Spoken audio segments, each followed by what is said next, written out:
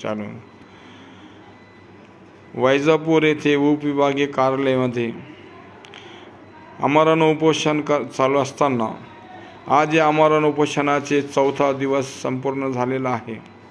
आज बाळासाहेब जानराव यांच्या आंदोलनास यश आल्यामुळे खंडाळा येथील ग्रामपंचायतचे स्ट्रीट लाईटची व्यवस्था चालू करण्यात आलेली आहे व ब्रेकअप स्ट्रीट रोडवरचे लाईट आणि ब्रेकर याची व्यवस्था करण्यात आलेली आहे। त्याबद्दल आज माननीय बाळासाहेब जानराव हे दवाखान्यात ॲडमिट असताना थोडक्यात त्यांची प्रतिक्रिया घेत आहे। आपण त्यांच्याकडून जाणून घेऊ तुमचा पुढचा काय आहे आणि आंदोलन कसं काय तुम्ही हे केलं, काय मागणे मान्य केले त्यांच्याकडून जाणून घेऊ। मिस्टर बाळासाहेब जानराव, तुमचा आंदोलनाचा 4था दिवस आहे। आपण आज दवाखान्यात ॲडमिट आहे, त्याबद्दल अजून जे 4 दिवस आंदोलन केलं त्याबद्दल तुमची प्रतिक्रिया काय आहे, काय झालं?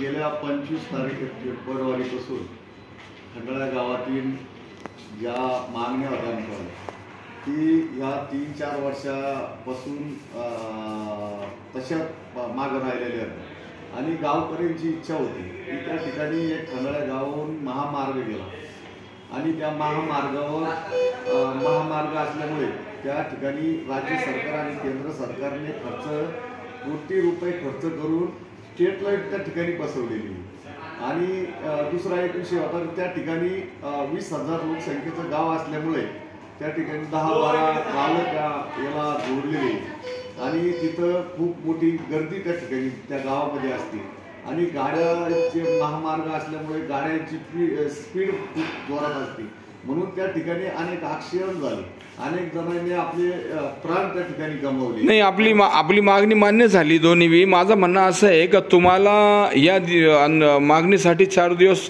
आमरण उपोषण करावं लागलं, याच्यामध्ये गावातले किती लोकांचा तुमचा साथ होता आणि किती तुमच्या विरोधात होते, त्याबद्दल याचं इतकं लांबला का? हे छोटं काम होतं, 4 दिवस प्रशासनाने शासनाने लांबवलं का? याचं मेन कारण काय?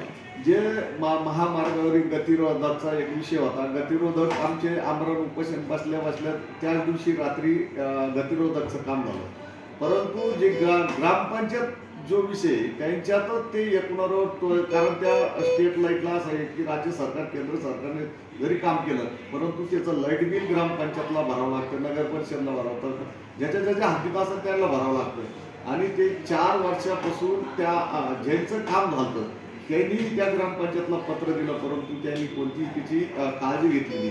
त्या गावांना निवडून दिलं, ज्या गावांना निवडून दिलं त्या गावातले अनेक युवकांचे जीव त्या ठिकाणी गेले तरी त्यांना पादर नाही फुटाला, म्हणून आम्ही ते गावातल्या सर्व युवक घटकातल्या इतका मोठा प्रमाणात या उपोषणाला पाठिंबा दिला की खूप गर्दी त्या ठिकाणी होती आणि शेवट प्रशासकाला नंतर घेऊन त्या ठिकाणी गतिरोधक झालं। आताच एक 5 मिनिटाचा रिपोर्ट आहे, कारण माझी 4 दिवसानंतर खूप तब्येत त्या ठिकाणी बिघडली होती।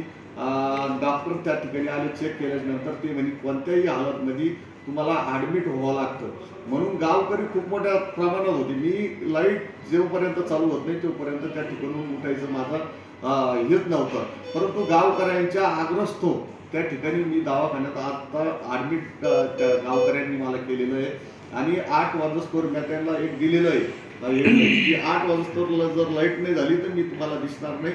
आता जवळपास 50% काम त्या ठिकाणी झालं, माझ्या 50% लाईट लागले, आता अजूनही काही काम चालू आहे।